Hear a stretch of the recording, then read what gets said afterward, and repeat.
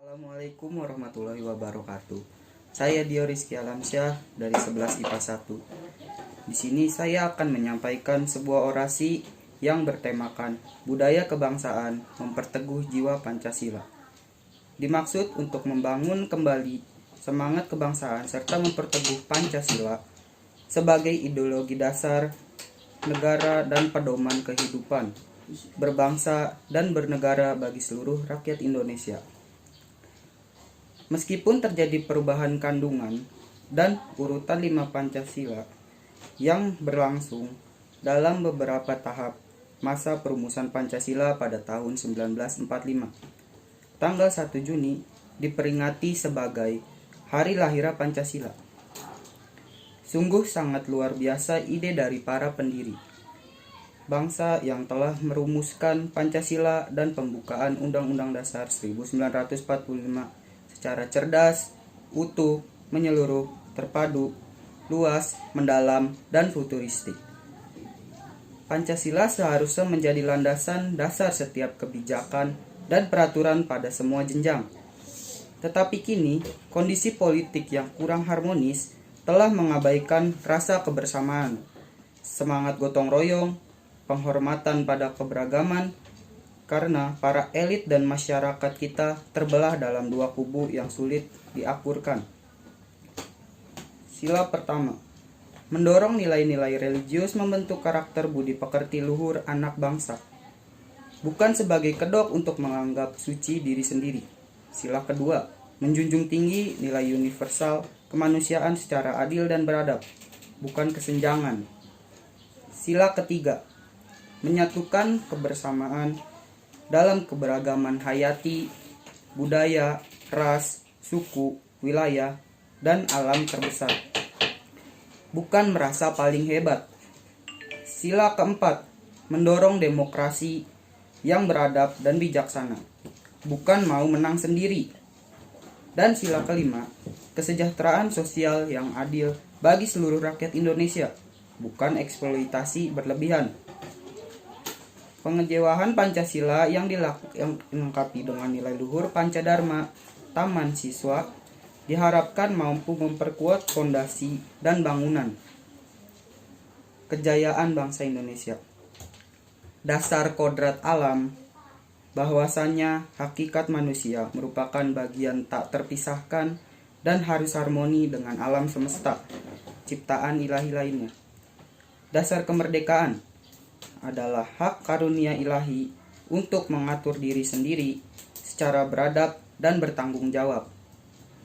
Dasar kebudayaan adalah membangun peradaban dan kebudayaan nasional sesuai zamannya.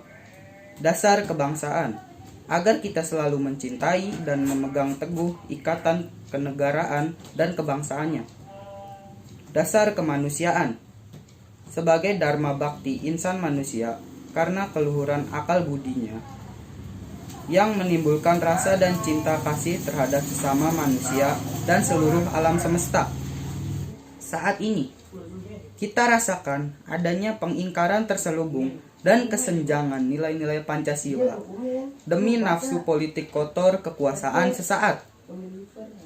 Meski mengakui Pancasila, namun ada kelompok masyarakat yang dipandu oleh nilai-nilai materialisme, konsumerisme, egoisme, hedonisme, primordialisme, dogmatisme, atau radikalisme, mencari pembenaran diri dengan menjauhi kebenaran hakiki.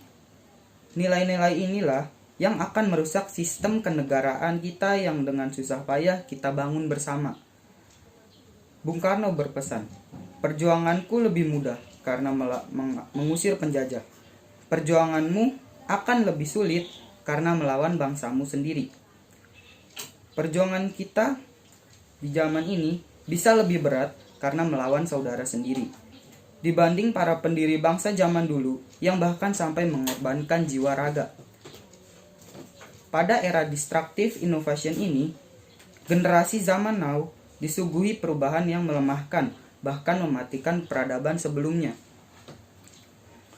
Perkembangan teknologi 4.0 telah memberikan keleluasaan mengadopsi budaya baru yang lebih sesuai dengan gejolak jiwa anak muda.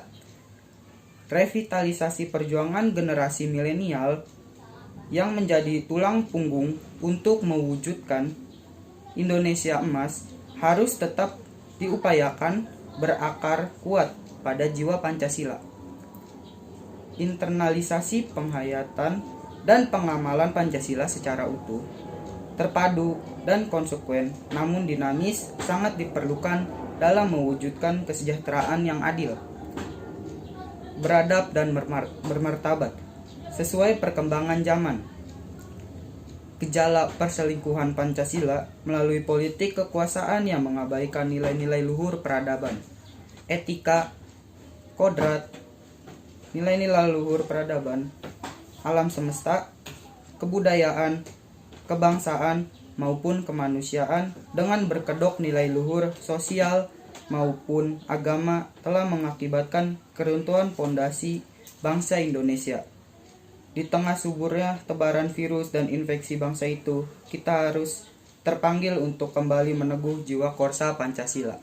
Sekian dari saya, kurang lebihnya mohon maaf. Wassalamualaikum warahmatullahi wabarakatuh.